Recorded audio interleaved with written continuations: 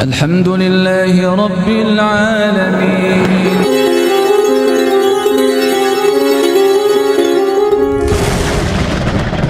Wahai Khalid, kamu bangun sekarang, hiduplah kamu, bangun, pimpin pasukan perang kita. Qadarullah atas izin Allah, Pak.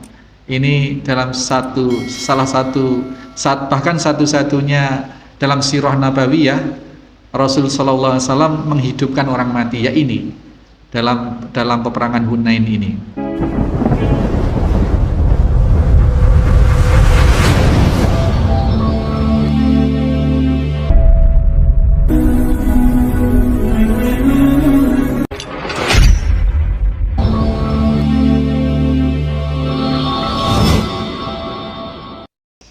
Bismillahirrahmanirrahim. Assalamualaikum warahmatullahi wabarakatuh. Innal hamdalillah nahmaduhu wa nasta'inuhu wa nastaghfiruh wa na'udzu billahi min sururi anfusina wa min sayyiati a'malina. May yahdihillahu fala mudhillalah wa may yudlil fala hadiyalah.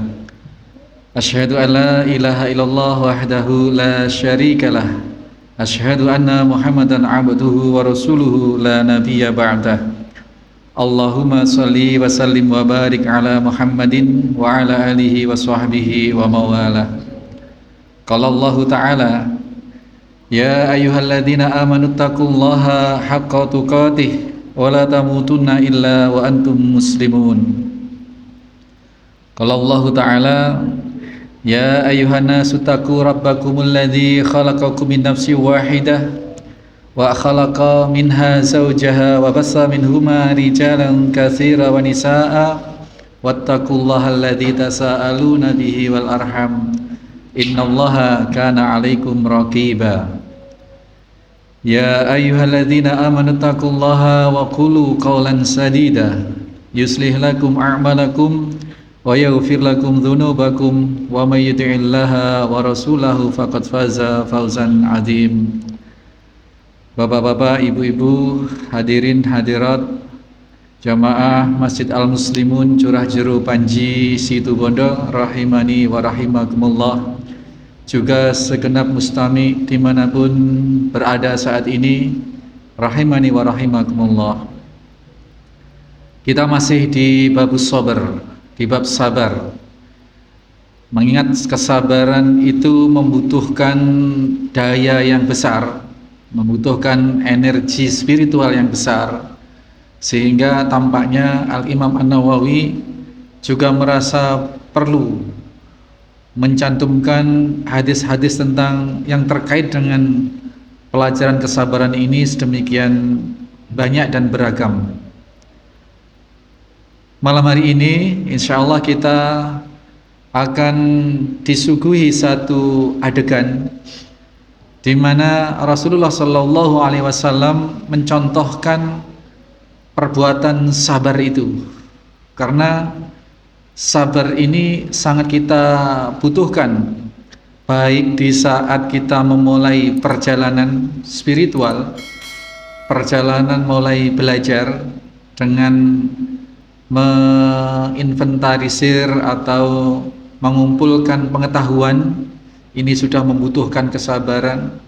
Kemudian berupaya memahami pengetahuan itu, mencerna hidayah itu, kemudian menerapkan menjadi watinil haq, sebagaimana yang Allah utus, alladzi arsala rasula bil huda watinil haq, bahwasannya Allah mengutus utusan dalam rangka membawa atau menyampaikan hudan, petunjuk, dan amal soleh, perilaku amal laku yang hak, itu yang amal soleh. Nah, kita di dalam menerima informasi, menerima hidayah, membutuhkan kesabaran.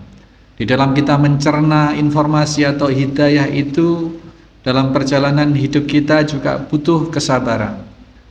Setelah hidayah itu kita fahami, kemudian kita amalkan, kita terapkan dalam amal soleh, mempertahankan amal soleh, yang atas dasar petunjuk itu juga membutuhkan kesabaran.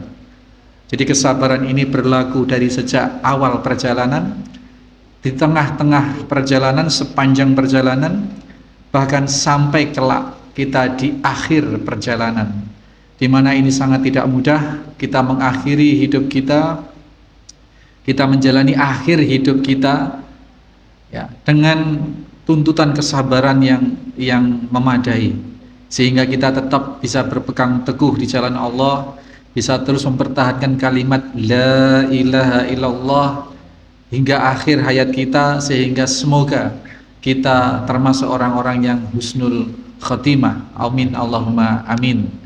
Bapak Ibu sekalian, hadis ke-42 yang juga masih tentang kesabaran ini, wa'an Ibnu Mas'udin. Ibnu Mas'ud ini Abdullah namanya, Abdullah bin Mas'ud, salah satu sahabat utama Rasulullah SAW. Beliau perawi hadis ini, Ibnu Mas'ud radhiyallahu an, qala, berkata, menceritakan, lama kana yaumu Hunain, adalah usai di hari peperangan Hunain. Peperangan Hunain. Peperangan Hunain ini adalah peperangan pasca Fathul Makkah. Jadi setelah Rasulullah membebaskan kota Makkah dan berbondong-bondong orang Makkah termasuk Abu Sufyan masuk Islam, kemudian di saat itu ternyata ada suku di luar Mekah, yakni di Taif. Ini suku kedua setelah Quraisy, ini suku terbesar kedua setelah Quraisy. Ini yang belum menerima Islam. Dan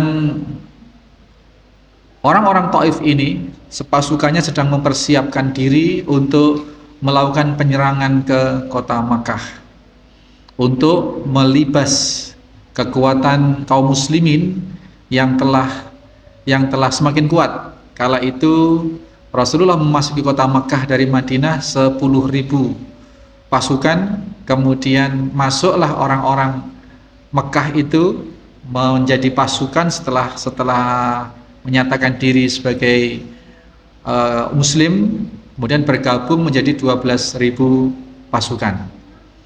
Nah, ini kemudian mempersiapkan untuk menyambut peperangan di Lembah Hunain. Lembah Hunain itu antara Taif dan Makkah di sana. Ini sekilas sirah tentang peperangan itu. Gambarannya adalah perang Hunain ini pada awalnya, pada permulaan terjadinya pecah pertempuran ini, kaum muslimin dibikin kocar-kacir. Hampir habis, dari 12.000 orang itu hanya tersisa di sisi Nabi hanya sekitar 100 orang. Bukan mati tetapi bubar, kocar-kacir, ada yang melarikan diri, ada yang macam-macam. Hingga kemudian dengan penuh kesabaran Nabi berusaha menghimpun kembali dalam kondisi yang sangat genting itu. Kemudian atas izin Allah terkumpullah 100 sahabat yang mendampingi Nabi menghadapi pasukan yang sedemikian besar. Nah, kemudian secara logika nggak masuk akal, 100 melawan sekitar 12.000, 12 sampai 13.000 pasukan Taif. Nah, tetapi kemudian ada keajaiban, Allah menurunkan bantuan. Di langit Hunain itu terlihat gumpalan-gumpalan hitam. Kemudian gumpalan-gumpalan hitam itu terus turun di lembah Taif itu. Para sahabat Nabi merasakan gumpalan-gumpalan hitam itu seperti hanya lebah yang mengerumuni dirinya. Jadi para sahabat Nabi ini sudah nggak lagi sempat menghadapi musuh, tapi sibuk untuk menghalau atau membersihkan tubuhnya dari kerumunan lebah-lebah itu, seperti lebah. Nah, tetapi sesungguhnya yang terjadi bukan lebah. Di mata pasukan musuh di lembah Hunain itu, yang musuh sudah di atas angin, terdapat sepasukan berpakaian serba putih dan berbadan tegap. Dengan gagah perkasanya mereka menghalau atau menghadapi pasukan musuh. Ini pasukan malaikat. Tidak disebutkan berapa jumlahnya. Kalau di perang Badar itu disebutkan jumlahnya, pasukan malaikat yang diturunkan oleh Allah untuk membantu kaum muslimin. Tapi di perang Hunain ini tidak disebutkan. Yang terjadi adalah para malaikat ini diturunkan oleh Allah atas izin Allah, kemudian menghalau, membuat pasukan musuh, pasukan Taif ini lari terbirit-birit. Kemudian dimenangkanlah oleh kaum muslimin, dan tertinggal di lembah Hunain itu sangat banyak sekali harta rampasan perang. Tidak hanya harta berupa harta benda emas, permata dan lain sebagainya, onta, kuda, kambing, tetapi juga segenap wanita dan anak-anak. Perlu diketahui bahwa salah satu strategi Panglima Perang Taif ini adalah mengajak seluruh keluarganya, anak istrinya itu diajak semua. Tujuannya satu, tujuannya dua. Yang pertama, agar pasukan ini berbulat hati, agar tidak punya keinginan untuk melarikan diri, sehingga mati atau menang begitu. Jadi keluarganya dibawa, Pak.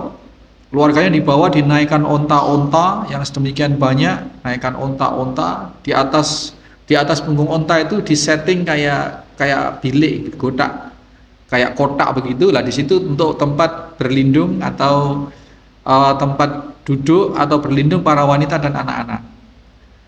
Nah, tetapi dalam kondisi perang, wanita dan anak-anak itu tidak tampak sebagai wanita dan anak-anak, sehingga musuh, yakni kaum muslimin, menganggap bahwa pasukan Taif ini berjumlah 2 kali lipat dari jumlah sesungguhnya, yang sesungguhnya hanya sekitar maksimal 15.000.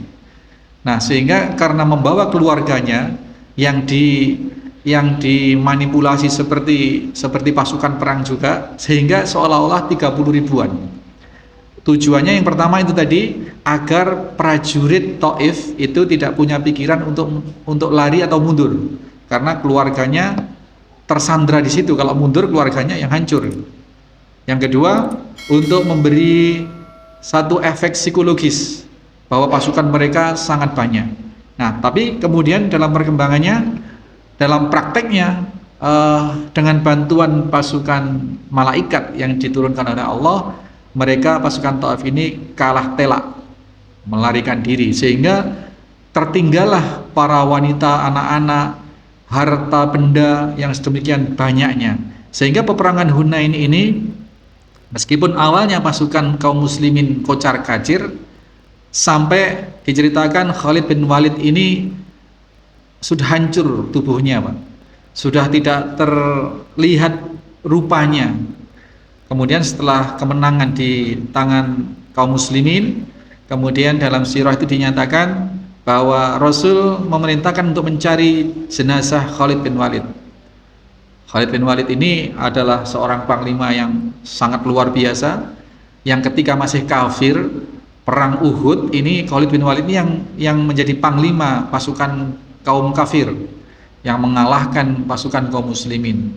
Tapi pada perkembangannya kemudian mendapat hidayah, masuk Islam, dan menjadi panglima kaum muslimin. Di perang di Fathul Makkah, termasuk yang 10.000 pasukan dari Madinah tadi itu, diantara pemimpin pasukannya adalah Khalid bin Walid. Juga di dalam peperangan Hunain ini, yang sesungguhnya terbunuh ini Khalid bin Walid ini. Setelah terbunuh, kemudian setelah perang reda, dimenangkan oleh kaum muslimin, jenazah Khalid bin Walid diminta dicari oleh Rasulullah. Setelah dicari ketemu, ini satu mukjizat. Seluruh luka, apakah di wajah, apakah di tubuh, yang hampir sudah tidak ada celah, kecuali luka tusukan panah, tusukan tombak, sabetan pedang,